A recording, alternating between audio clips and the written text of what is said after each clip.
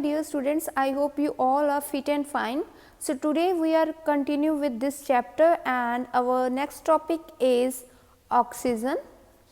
So, oxygen was first discovered by Joseph Priestley in 1774.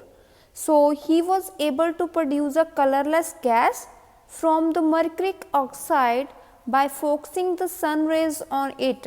So, Joseph Priestley when focus the sun rays on mercuric oxide, then it will produce a colorless gas and that gas was oxygen.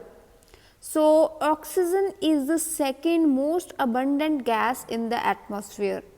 First one is the nitrogen and the second one is the oxygen. Then later Antoine Lavoisier conducted several experiments on the decomposition of mercuric oxide and on heating the mercury in air to obtain mercuric oxide. So, after Joseph, Antoine Lavoisier conducted several experiments on the decomposition of mercuric oxide. Decomposition means breakdown. Okay. So, he conducted several experiments on the breakdown of mercuric oxide and on heating the mercury in air to obtain mercuric oxide. Then he proved that the gas that combines with the mercury that forms the mercuric oxide, that is 1/5 of the volume of the gas. So, the gas that combines with mercury and form the mercuric oxide, that gas was 1/5 of the volume of the air and he gave the name oxygen to that gas. So, the another name of the oxygen is acid giving and this oxygen is present 21% of our atmosphere. 1/5 part means 21% state. So, oxygen is present in both the states, in the free state also and in the combined state also,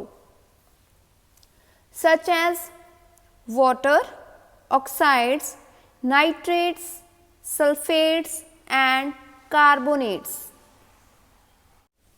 So, next is the preparation of oxygen.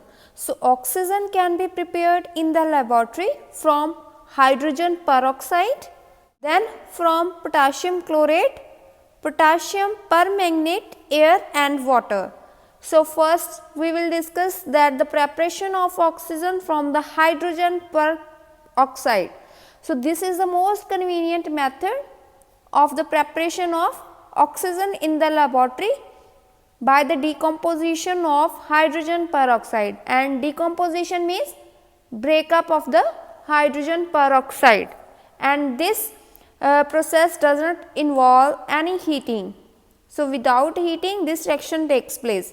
In this what will happen? Hydrogen peroxide decomposes means breakup into water and oxygen on adding manganese dioxide.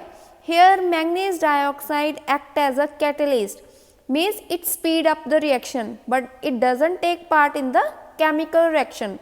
So, hydrogen peroxide decomposes into water and oxygen in the presence of a catalyst manganese dioxide. So, this is the chemical reaction of the formation of the oxygen from the hydrogen peroxide.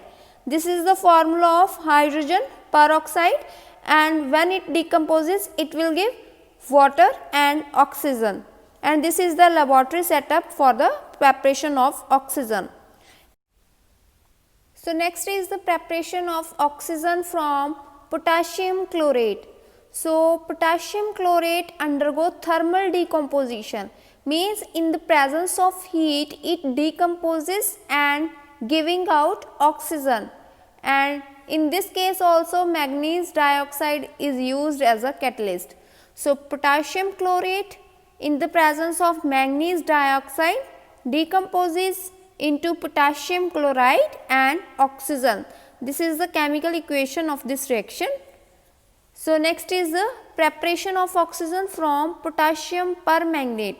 This is the formula of potassium permanganate and this also requires heating.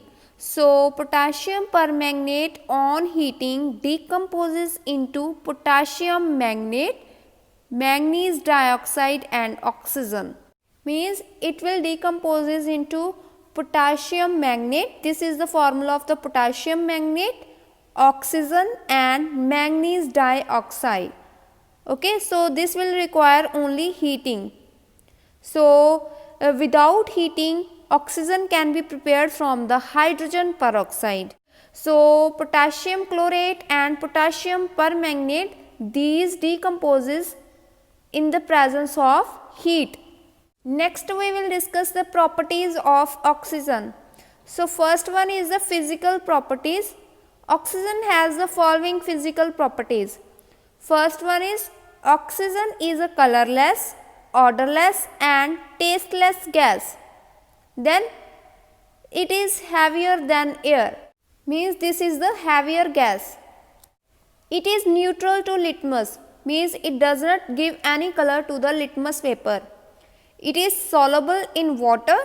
It boils at minus 183 degrees Celsius and solidified as minus 218 degrees Celsius. So these are the physical properties of the oxygen. Now the chemical properties of the oxygen are: it combines with almost all the metals and non-metals and give oxides. Means by combining with metals and non-metals, this will give metal oxide and non-metal oxide. So this reaction is called the oxidation. So different elements need different temperature to react with oxygen. When they react with oxygen, what will happen? Sometimes there is a evaluation of sound, means there is a release of some sound. Sometimes there is a release of heat. Sometimes there is a release of light also. In other words, the substances either explode or burn brightly.